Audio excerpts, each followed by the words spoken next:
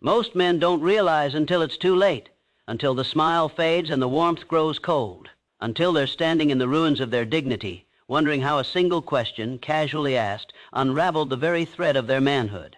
Most men don't see the trap because it doesn't look like a trap. It looks like charm, like connection, like intimacy. But beneath the surface, there are questions a woman can ask that aren't questions at all. They're probes, they're pressure, they're tests of how much of your soul you're willing to trade just to be chosen. Some women, driven not by malice but by unconscious design, have learned how to test the architecture of a man's identity. They don't even know they're doing it. It's ancient, it's archetypal, it's the dance of power dressed in velvet. The first question always comes sweet. She'll lean in, smile, tilt her head slightly. So, what do you do? And suddenly, the ground beneath your feet begins to shift. Because this question is not about your job, it's about your status. It's about the hierarchy in her head. It's her way of measuring whether you're worthy of respect, not as a man, but as a provider. And if you stutter, hesitate, or speak from a place of emptiness, she'll feel it. She may never say a word, but her unconscious will register the weakness. A man who knows who he is never answers that question with desperation. He does not audition, he does not perform, because what he does is only an extension of who he is, not the other way around. But the man who has tied his worth to his salary, his car, his title, he's already in chains.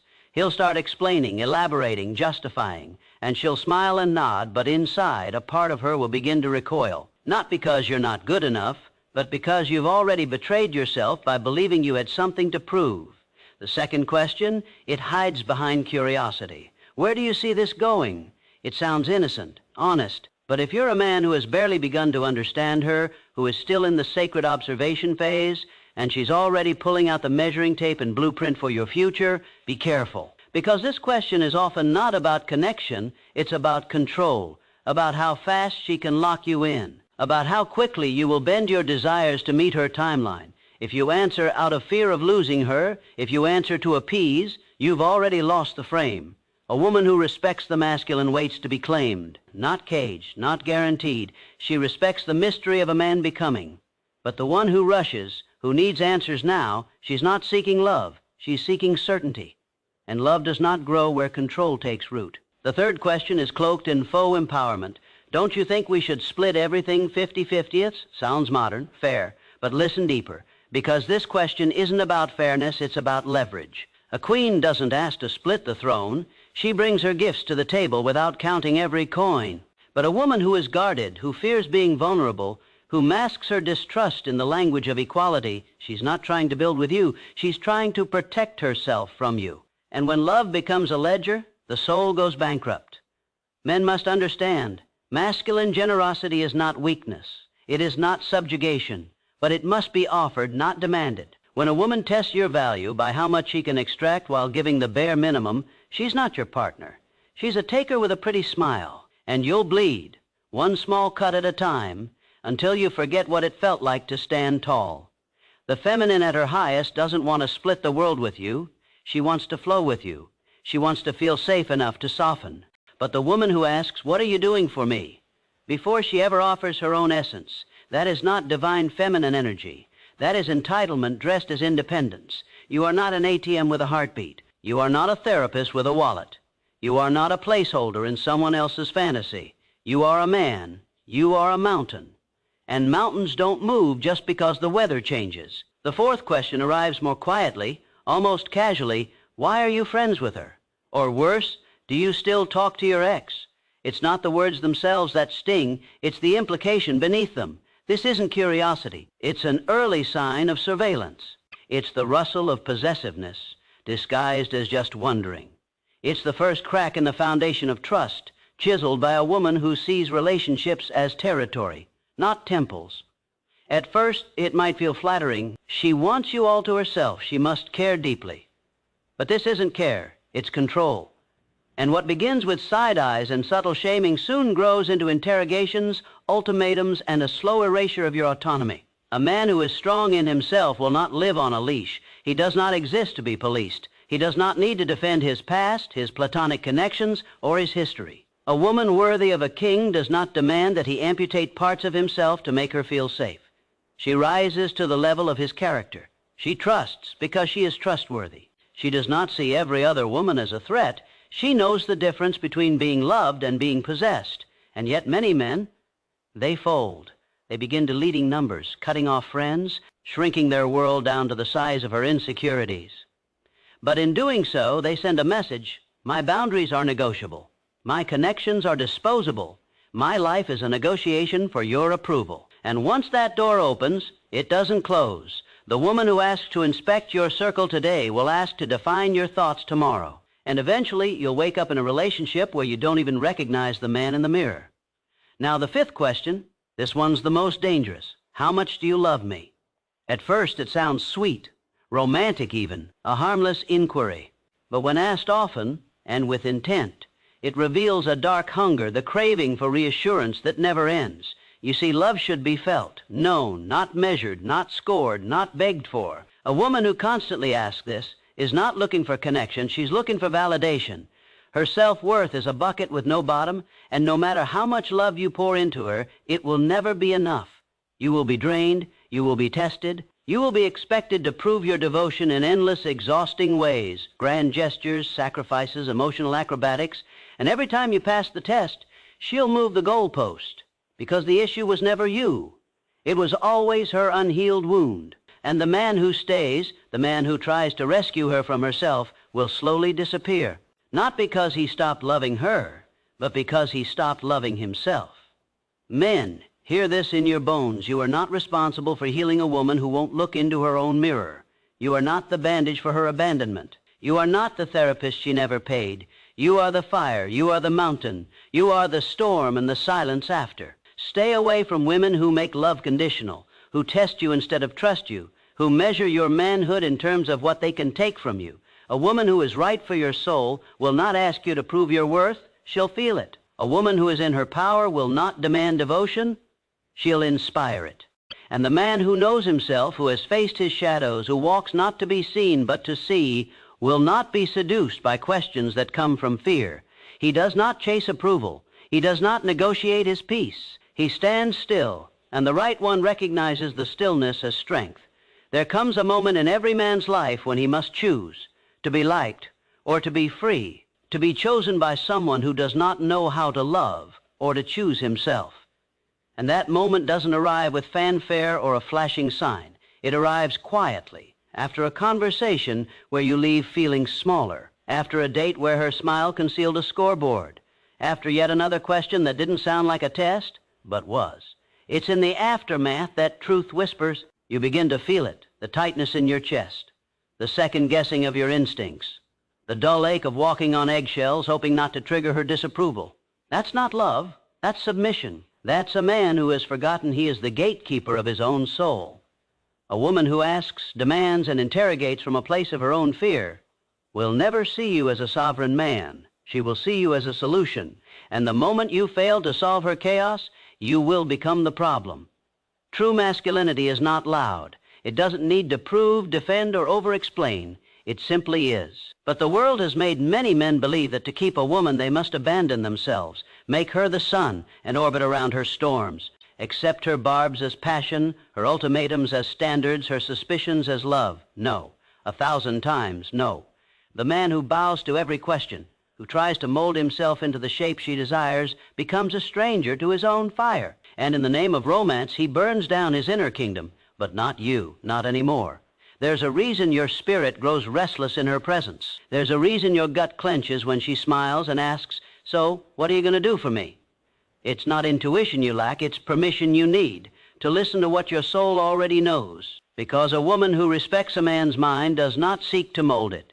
She dances with it, she builds with it, she becomes the space where his vision sharpens, not the fog that blinds him. And when she truly respects herself, she will not ask a man to fill the holes in her soul. She'll arrive whole. She'll be the calm, not the storm disguised as a muse. This world is full of questions that were never meant to be answered, only escaped.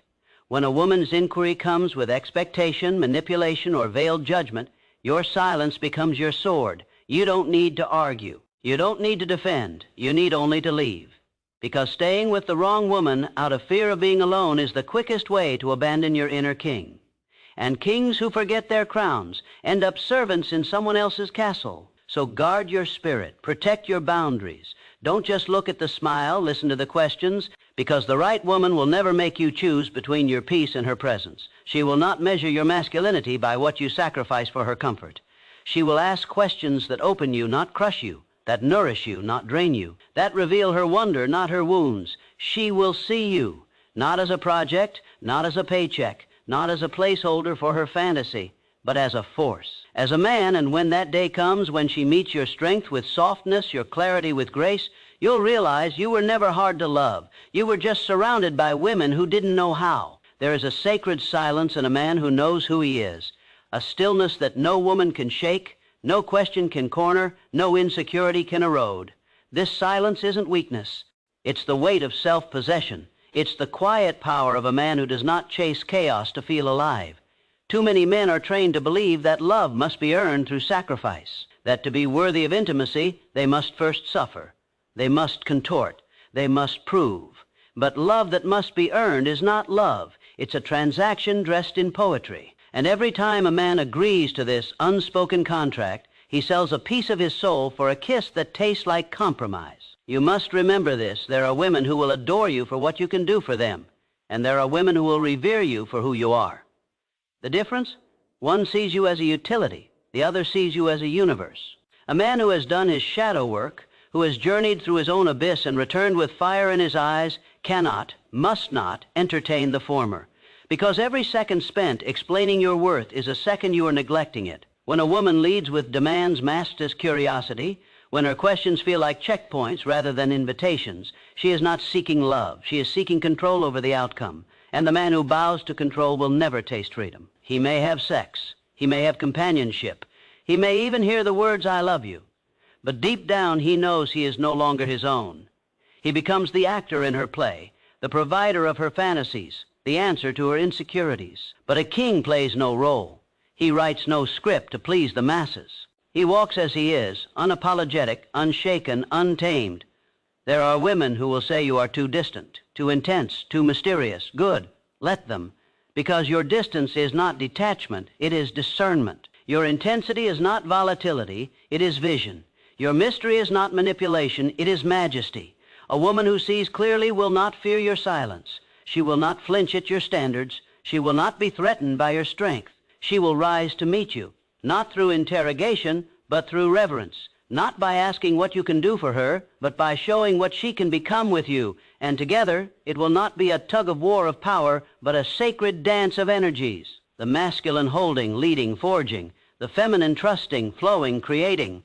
But to attract such a woman, you must become such a man who walks away from the tests that drain his essence, who values his mission above his desire, who would rather be alone in truth than adored in delusion. You cannot heal her broken wings. You cannot outrun her father wounds. You cannot rewrite the story she refuses to revise within herself. What you can do is not participate in the performance. You can hold your ground. You can protect your peace. You can choose yourself without shame, without guilt, without apology, because love is not found in the proving. It's found in the presence, in the sacred space between two whole beings, each unafraid to stand alone, and therefore powerful enough to stand together.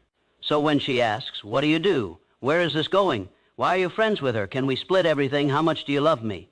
Look not at the smile, but at the energy behind the question. Because sometimes the question is not a question, it's a revelation. And the man who sees it for what it is will not answer. He will rise, he will walk, he will wait for the woman who does not need to ask because she already knows. There comes a day when a man no longer flinches, when the tactics don't work, when the sweet poison of praise and pressure no longer clouds his mind. That's the day he becomes untouchable. Not because he's hardened, but because he's awakened. Because the veil has lifted and he now sees every question, every test, every subtle demand for what it truly is, an invitation to betray himself or to return to himself. You don't owe anyone an explanation for your boundaries. You don't owe anyone your vulnerability just because they smile sweetly. You don't owe anyone access to your kingdom simply because they've learned how to knock. The modern world is confused. It praises convenience over character. It teaches women to test and measure and teaches men to appease and perform. But you were not born for performance.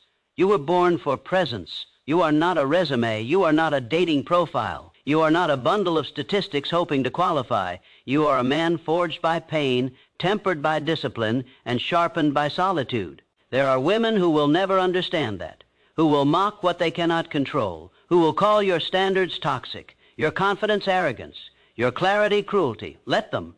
Let them misunderstand, because the man who needs to be understood by everyone has already lost himself. You are not here to make women comfortable with their dysfunction. You are not here to fold yourself small enough to fit inside their fear. You are here to lead, to build, to protect, to stand. And only a woman who has done her own inner work, who has walked through her own fires, will recognize the difference between power and performance, between control and commitment, between love and leverage. She won't ask you to jump through hoops. She won't test you like a child seeing how far she can push. She won't interrogate your past just to soothe her insecurities, because she will already know who she is, and a woman who knows who she is will never fear who you are. To reach this place, you must walk through a season of silence, a time when the wrong women leave, a time when their questions stop coming and your phone grows quiet. But in that silence, you'll meet yourself, and he, the man waiting beneath the surface of your people-pleasing, beneath the masks and compromises and desperate nods, is magnificent. He doesn't chase. He doesn't explain. He doesn't shrink. He chooses. He creates. He commands. He speaks softly because he doesn't need to shout. He walks slowly because he's not running from himself. And when the right woman comes, she will not test his value. She will treasure it. Not because she's needy, but because she's ready. So stay away from the women who ask you to prove, who ask you to perform, who ask you to bleed for their validation. They don't need a man. They need a mirror. And you are not here to be someone else's reflection. You are here to be the revelation. The man who knows his worth doesn't chase, he chooses.